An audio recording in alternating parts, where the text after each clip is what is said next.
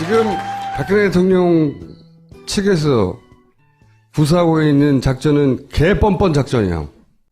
더 이상 뻔뻔할 수 없는 개뻔뻔 작전. 응? 대면 조사를 어떻게든 안 받으려고 하죠. 네. 원래부터 할 생각이 없었어요. 원래부터. 말은 한다고 하고. 계속 한다고 하고 핑계를 계속 만드는 거죠. 특검이 날짜를 흘렸다. 그렇죠. 그러므로 특검이 공개적으로 사과를 하라. 그러니까. 청와대가 사과하지 않으면 너희들과 일정 조절도 안 하겠다. 이러고 나설 가능성도 있어요. 잔뜩 이상한 조건을 거는 거죠. 이번 작전은. 그래서 그 중에 하나라도 걸리면 안 한다고 하려고. 첫 번째가 이제 시간을 알려줬다는 거 아니에요. 응? 10일 날 하던 9일 날 하던 그게 무슨 거부의 사유가 돼요. 말도 안 되는 건데 어쨌든 어떻게든 안 하려고 합니다. 제가 보기에는 여론이 아주 나빠지면 할 수도 있어요. 계속 간을 보면. 다른 사람들은 다 공개로 하는데 왜 대통령이라는 자는 비공개로 해요? 비공개뿐만 아니라 나는 여러 가지 조건을 걸었을 거라고 봐요. 장소 문제, 네, 장소, 질문도 제약이 있었을 것 같고, 우리 박근혜 대통령께서 특검에 질문에 제대로 답할 리가 없고, 또 욱해가지고 말도 안 되는 소리를 해서 특검을 기쁘게 해줄 수 있잖아요. 가능한 최대한 이상한 조건을 걸 거라고 생각해요. 네, 그래서 이제 어떻게든 안 하려고 하는, 여론이 아주 나쁘지 않은 한 안 하는 전략으로 저는 갈 거라고 생각하고. 특검은 반드시 해야 되는 거고. 특검은 이제 꼭 해야지. 사실은 이재용 뇌물죄 적용해서 재청구할 때 지난번 기각된 사유가 뇌물 수뢰 자에 해당되는 박근혜 대통령, 그다음 최순실 조사를 못했다는 게 이유였잖아요. 이번에 또 재청구할 때 그게 들어가지 않으면 또 기각될 것 같으니까 이제 어떻게든 하려고 하겠죠. 네. 여하간 현재까지는 어떻게든 안 하려고 하는 전략. 그리고 또 하나는 이제 2월은 넘어갔단 말이죠. 그러면 막판에 대통령이 나가겠다고 할 수 있어요. 변론기를 또 잡아달라고. 대통령. 그러면 대통령이 나온다고 하면 헌재가 잡지 않을 수 없는, 근데 잡아놓고 또 안 나와. 그렇게 해서 어쨌든 3월 13일 넘기는 거예요. 그리고 그 사이에 황교안은 검사를 인사를 하는 거죠. 네. 검사 인사를 하는 게 어떤 영향을 이 특검에 미치는지는 잠시 후 나올 이분에게 여쭤보기로 하고, 그리고 황교안은 특검위원장 안 해주는 거죠. 그러면 특검의 결과가 안 나온 상태에서 기일을 잡네 어쩌냐 하면 3월 13일 넘기는 거예요. 3월 13일 넘기고 나면 그 헌재 재판관 개개인들에게 붙어서 전체적으로 나가리 시킨다. 이게 제가 보기에는 기본 전략이에요. 지난 3개월간의 여론조사를 보면 탄핵해야 한다는 여론은 바뀐 적이 없어요. 거의 80%를 유지하고 있어요. 그리고 탄핵하면 안 된다는 여론도 바뀐 적이 없어요. 한 12, 3, 4, 5. 요 사이에 이게 이제 새누리당의 지지율이죠. 고스란히 있어. 여론은 변한 적이 없는데 이 새누리당이 자신감을 가지기 시작했어요. 왜냐하면 이런 개뻔 작전의 제로 단계가 반기문 주저앉히기였다고 난 보거든요. 반기문이 예를 들어서 바른정당에 갔으면 주도권이 그쪽으로 넘어갔을 거예요. 근데 주저앉혀야 되는 거야, 어떻게든 간에. 생각해 보시면 새누리당이든 바른정당이든 서로 상대방이 소멸되길 원해. 그리고 자기들이 흡수해서 자기들이 보수의 본당이 되길 원해. 그런데 이제 새누리당이 훨씬 더 극악한 인물들이 모여있죠. 극악한 인물들이. 공작에 능하고. 그래서 제가 보기에는 탄핵은 야권의 힘과 함께 성공시켰는데 이 비박계가 2라운드에서 졌어. 반기문에게 어떤 전방위적인 압력이 가해졌는지는 모르겠으나 저는 새누리당의 승리라고 봅니다. 예. 반기문 주저앉히는 데는 총수도 좀 기여하지 않았어요? 저는 대선 후보로 주저앉기를 바랬지. 가족을 압박했을 가능성도 있어요. 흔히 쓰는 방법인데. 예. 그건 흔히 쓰는 방법이죠. 어쨌든 그 이후 무척 자신감이 상승했어요. 이들이. 예. 그래서 제가 보기엔 이걸 막는 방법은 하나밖에 없어요. 정치인들이 이거를 막을 수는 없어요. 지난 탄핵 때도 보면 정치인들의 의견이 다 갈리잖아. 자기 이해가 갈리고.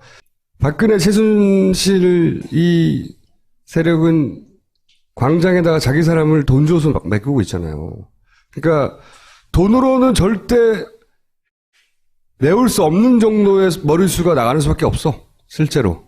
사람들한테 80%가 여전히 있다는 걸 헌재에도 보여주는 수밖에 없는 거고요. 네. 피곤하긴 한데 역사적으로 원래 어떤 권력도 그냥 죽은 법은 없어요. 네. 그래서 그 정도 각오는 해야 된다. 주말 정도는 피곤할. 피곤. 그러니까 야당들도 이제 턴했잖아요. 네. 대선보다 탄핵이다. 그거 맞아요. 진짜. 왜냐면 얘네는 원천무효를 시켜버리려고 하고 있는 거니까, 지금. 지난 몇 달간 해온 이 모든 사람의 노력을 원천무효 시키려고 개번 작전을 쓰고 있잖아요. 예. 연기설. 이건 뭐냐면 이제, 헌재 판관 중에 한 2명 정도는 이미 넘어갔다, 기각적으로. 이런 설이야, 설.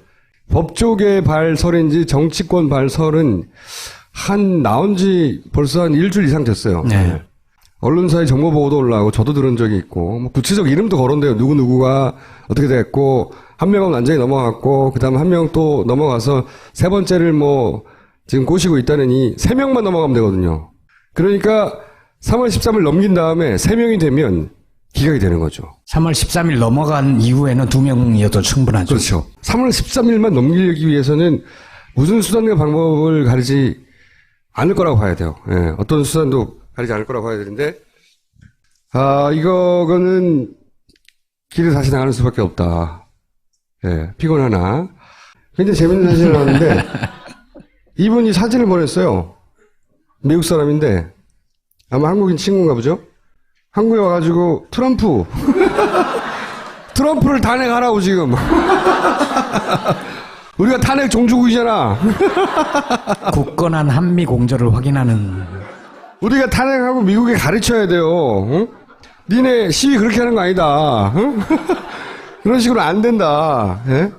진짜로 메일 보내왔어요. 이렇게 어쩌고저쩌고. 스티븐이 이제 박근혜 꺼지라고 이제 좀만 기다려 우리가 수출할 테니까. 탄핵 기법은. 자, 노스트라다 문에는 사실 이제 변수가 점점 줄어들고 있어요. 그래서 변수가 점점 줄어들고 있는데, 본인은 크다고 생각하나 실제로는 크지 않았던 변수, 추호 선생의 변수도 거의 소멸해 가고 있다. 저는 이분을 족태술사라고 부릅니다. 발빼기의 달인이다. 보세요. 올 초에는 이제 반기문, 이 안정감 때문이다. 기대가 크다. 내공이 쌓였을 것이다. 1월달 중반까지 얘기하다가 관심 없다. 일주일 있다 바로 바뀌었어요. 관심 없다고 한 다음부터는 빅뱅을 기대하라고 이제. 탈당하냐고 묻자 본인이 생각하는 대로 진행되지 않으면 탈당할 수도 있다는 이야기를 합니다. 1월 20일경에.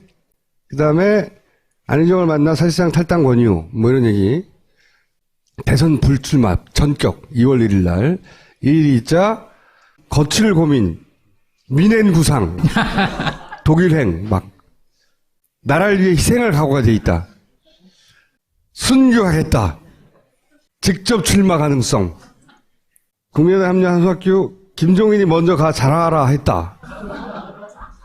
김종인, 김황식 영입을 바른정당에서 고려하고 있다. 막 주가가 올라가는 듯하다가 모종의 결심 생각하고 있는 듯. 그러나 자기네들끼리 할 거라는데 그걸 내가 뭐라고. 천만의 말씀 탈당 안 해. 정교 개편 되겠나. 발을 빼기 시작한 거예요. 몇 번의 간을 보고 본인이 빅뱅을 기대하고 탈당을 하고 국외 결단을 하고 순교를 하겠다고 하다가 탈당 안 해. 이걸로 현재 저 인터뷰에는 그런 얘기도 있어요. 대선 출마 가능성을 묻자 나는 수동적인 사람이지 내가 능동적으로 나서서 뭘 해본 적이 없다. 뭐 이런 얘기도 했었어요. 팔을 엄청 빨리 빼요. 퇴족. 그래서 퇴족 술사다 거의. 퇴족을 순식간에 하면서 합류할 것이라고 하니까 손학규는 남의 당 사람이다. 안철수는 대통령감이 아니라 교육부 총리감이다. 막 아무나 막 찔러요. 응? 퇴족을 하면서 김종인 변수는 거의 사라져가고 있다. 현재 스코어. 그럼 남은 변수가 뭐냐? 새누리당과의 단일화, 바른정당. 그리고 원유철 새누리당이죠. 보수 단일화는 필요하다고 받았어요. 이거를. 바른정당의 주호영 빅텐트 가능성을 국민의당과 바른당의 묶음. 이쪽은 새누리당과의 보수 단일화. 그리고 김무성은 친박, 친문 다 빼고니까 역시 국민의당과의 연대 가능성.